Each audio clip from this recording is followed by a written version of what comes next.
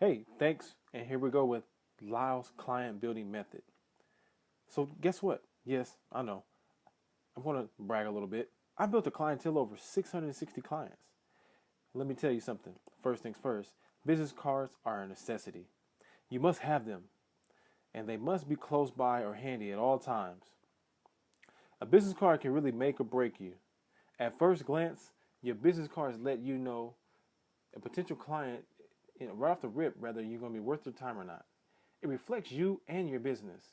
And an effective business card says three things. A, I am prepared. B, I am a professional. C, I am easily accessible. The first impression is a long and lasting impression. So why not make it the best impression there is?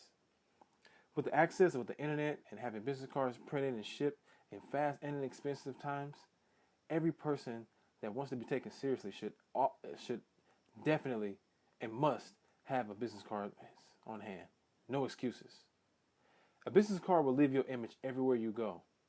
When I was building my clientele, I wanted everyone to know that I was a barber and that I can cut any person's hair no matter what race they were, no matter what texture, what grain their hair was, no matter what it was.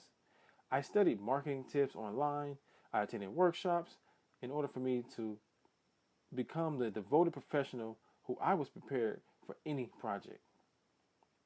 If I went out to a nice restaurant, I would do one or two things, sometimes even both. At the end of my meal, first, I would leave my server a sizable tip to show them I appreciate their good service. This is one of the first steps in sowing seeds. You always want to tip your server well because just like you, they also work for tips. Secondly, I would ask to speak to the manager if there was one around. I would compliment the managers on the great service and the time well spent in their business. Then I will offer them a free or discounted haircut at my barbershop. I would provide them with two of my professionally printed business cards, giving them two cards to ensure that the person had one for themselves and another to give away. My business card also had my picture on them always, always. So if the person couldn't remember me, they can have a visual recognition. I prefer to stand out from a bunch.